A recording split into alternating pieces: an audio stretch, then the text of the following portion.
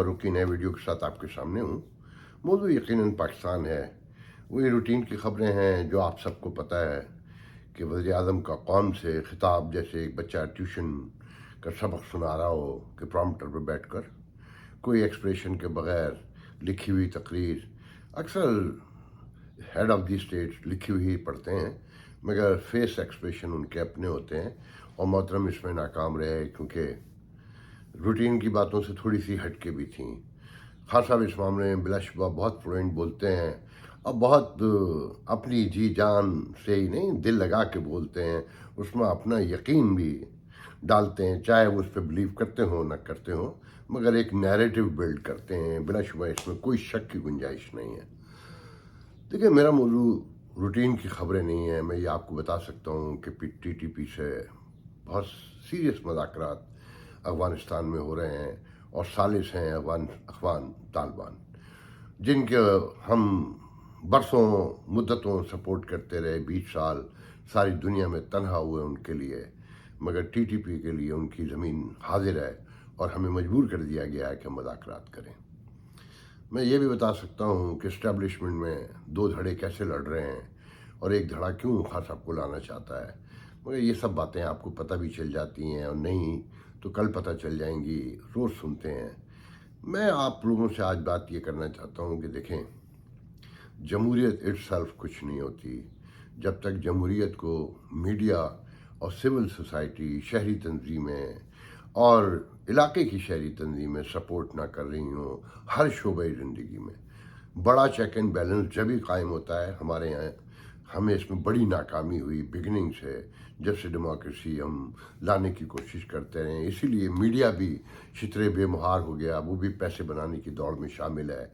आपको साफ नज़र आता है, मैं इस तारीख में नहीं जाऊँगा, कि मुझे उसी बरादरी के साथ रहना है, मगर सच ये है कि मीडिया भी इसी डेमोक्रेसी का, इसी स्टेटस को का हिस्सा है जिसका बाकी सब आपको नज़र आता है। जब तक आप अपना किरदार अदा नहीं करेंगे, आप भलाई की, बेहतरी की, प्रॉस्पेरिटी की, किसी तरह की भी कोई पॉजिटिव उम्मीद, ख्वाब तो देख सकते हैं कि मुल्ला ने अशराफिया, हुक्मरान अशराफिया के साथ मिलकर आपको तहम्मुल, सब्र, शुक्र, अल्लाह की रज़ा, ये सब यही सिखाया है कि आप बड़े से सकते रहें।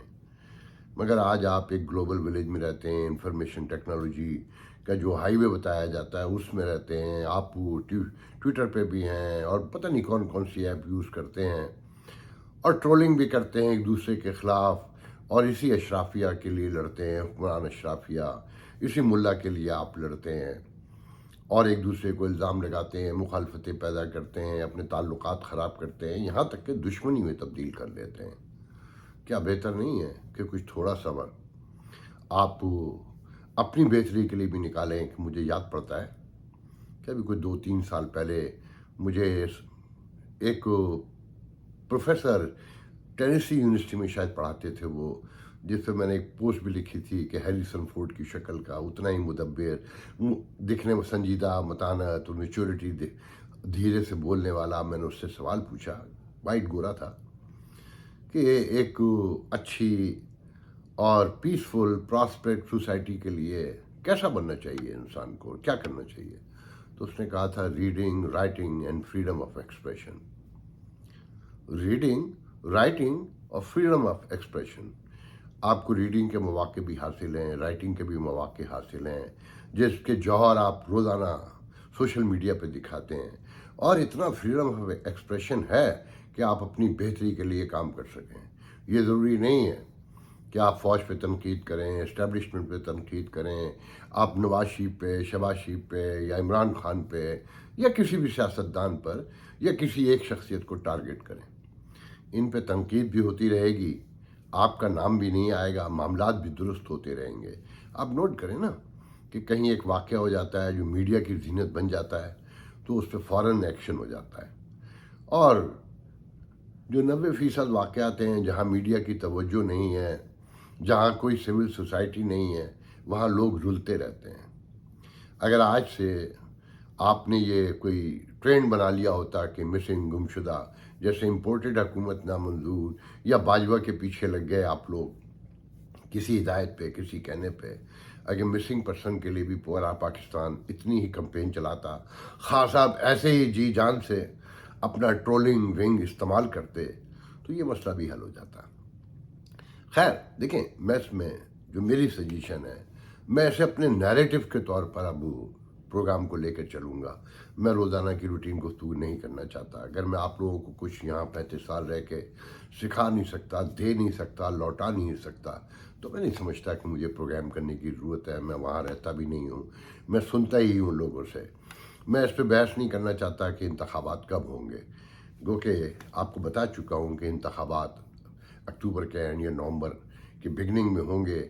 چاہے کوئی بھی ماحول ہو، یہ انتخابات ہوں گے، اور انتخابات کے بعد انتخابات ہوں گے یا نہیں ہوں گے، ڈیٹ کا اعلان ضرور ہوگا۔ نگراں حکومت ضرور ان ڈیٹس میں سامنے لائی جائے گی۔ اس کے بعد کیا ہوگا یہ تو اللہ ہی جانے۔ دیکھیں، آج الزامات لگ رہے ہیں نا کہ یہ عدلیہ جو ہے وہ خان صاحب کو سپورٹ کرتی ہے، اسٹیبلشمنٹ میں ایک بڑا دھڑا خان صاحب کو سپورٹ کرتا ہے۔ کس دباؤ میں کرتا ہے، پسند کی بنیاد پہ کرتا ہے، ایک الگ مسئلہ ہے۔ آپ میں سے بھی بہت سے لوگ بس یہی خواہش رکھتے ہیں کہ خان صاحب لوٹ کر آئے، مگر ایک آبادی کا بڑا حصہ ہے نا جو وہ نہیں چاہتا۔ آپ ان کی رائے کا احترام کریں، وہ آپ کی رائے کا احترام کریں، مگر یاد رکھیے گا کہ اس سیاسی لڑائی میں یہ بڑھتی جائے گی، ادارے ٹوٹتے جائیں گے جو پہلے ہی ٹوٹ چکے ہیں۔ گو کہ آج یوم ایٹمی دھماکہ منایا جا رہا ہے، یوم تکبیر جسے کہتے ہیں، میں اسے بڑی اداسی سے دیکھتا رہا کہ ایٹمی قوتیں اتنی مجبور، اتنی محدود اور اتنی محقور اور کشمہ پرس نہیں ہوتی۔ مجھے یاد پڑتا ہے کہ بے نظیر بھٹو سے ایک سوال کے جواب میں ایک سوال پوچھا تھا کہ پاکستان کا مستقبل کیسا ہوگا، تو بڑی لمبی بحث میں جو نکل کر آیا تھا وہ یہ تھا کہ میں نے کہا، انہوں نے پوچھا کہ آپ ایٹمی دھماکوں کے حق میں تھے؟ میں نے کہا نہیں، میں نہیں تھا۔ انہوں نے پوچھا کیوں؟ تو میں نے کہا دیکھیں، بہت مختصراً بتا رہا ہوں آپ کو۔ میں نے کہا اس کی وجہ یہ ہے کہ جو ایٹم بم رکھنے والی قوتیں ہیں نا، ان کی جو شرائط ہے کہ کون ایٹم بم بنا سکتا ہے اور رکھ سکتا ہے، ان کی 3 ان اناؤنسڈ کنڈیشنز ہیں کہ مانگنے والی اکانومی نہ ہو، ہاتھ پھیلانے والی اکانومی نہ ہو، ایک سوشو پولیٹیکل سیٹل سوسائٹی ہو، اور ایک قوم ہو اور اس کی فوجی، سیاسی اور جو پولیٹیکل قیادت ہے وہ ایک پیش پر ہو۔ کیا ہم ان میں سے کوئی ایک شرط بھی پوری کرتے ہیں؟ تو انہوں نے کہا تھا کہ میں تو اس کے حق میں ہوں اور اسی کے حق میں رہوں گی۔ آپ نوٹ کریں کہ ہر وہ سویلین جو اس ایٹمی دھماکوں کے حق میں تھا یا جس نے بنایا، بھٹو سے لے کر نواز شریف تک آ جائیں، بے نظیر تک آ جائیں، بنانے والے محترم جناب ڈاکٹر قدیر تک آ جائیں، یہ سب مارے گئے، مروائے گئے۔ ایک لمبی کہانی ہے یہ، میں وہاں نہیں پڑھنا چاہتا۔ آج جب یہ دن منایا جا رہا ہے تو آپ کی حالت یہ ہے کہ آپ IMF کے ہاتھوں یرغمال ہیں۔ خان صاحب لاکھ غلط بیانی سے کام لیں، یہ معاہدہ تو خان صاحب ہی کر کے گئے نا۔ ان کے ٹرولر جوابی کارروائی میں کہ مہنگائی ہو گئی اور مہنگائی کا شور مچانے والے مہنگائی کر رہے ہیں، لاکھ کہیں یہ مہنگائی خان صاحب کے کھاتے میں۔ تاریخ دیکھیں اصل فیصلہ کرے گی، میں اور آپ نہیں کریں گے۔ میں آج کتنا بھی جھوٹ بول لوں، آنے والے دن سچ سامنے لے کر آ جائیں گے۔ میں دیکھیں اس بحث میں نہیں پڑھنا چاہتا۔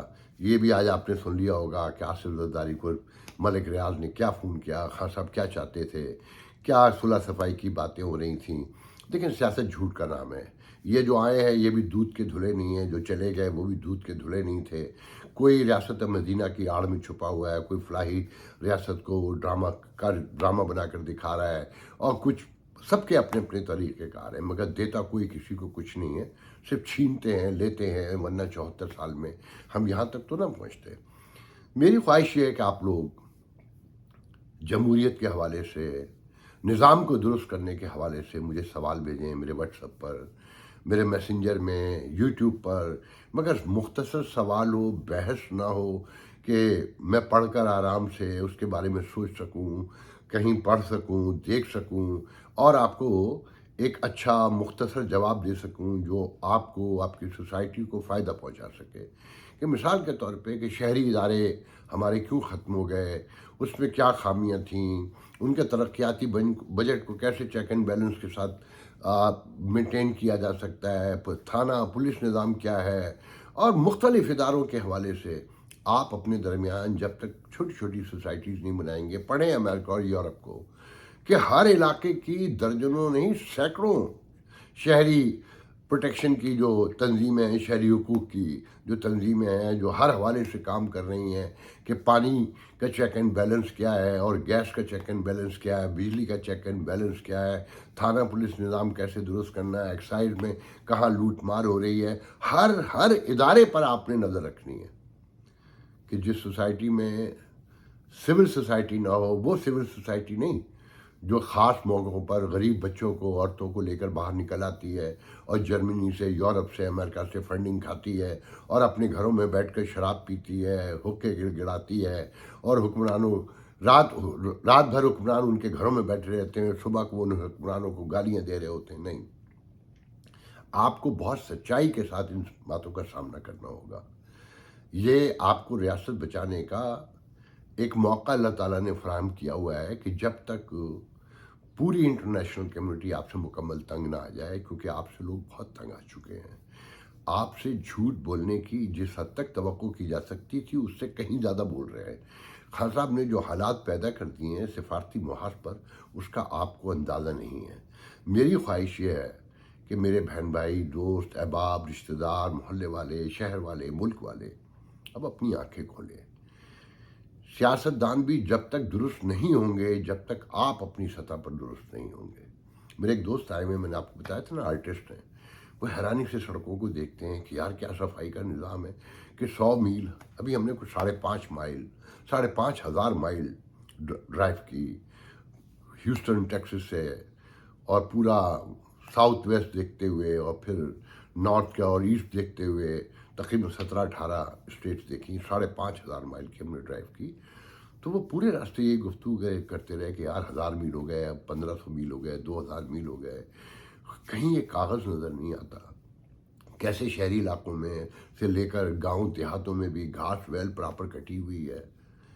اور پھر انہوں نے ایک تاریخی جملہ کہا کہ یہاں دیکھ کر بس لگتا ہے کہ ہر آدمی کام کر رہا ہے، اپنا اپنا کام کر رہا ہے، کوئی کسی کے معاملے میں مداخلت نہیں کر رہا۔ بس اس جملے میں آپ کی ترقی، خوشحالی، بقا، سلامتی، امن سب کا راز ہے۔ آپ مجھے سوال بھیجیے، میں اپنے طور پہ جواب دوں گا، اور آپ اپنے طور پہ بھی پڑھیے، گوگل سے فائدہ اٹھائیے۔ گوگل کسی ایک مخصوص قوم کے لیے نہیں ہے، سب کے لیے فری فار آل ہے۔ اللہ حافظ۔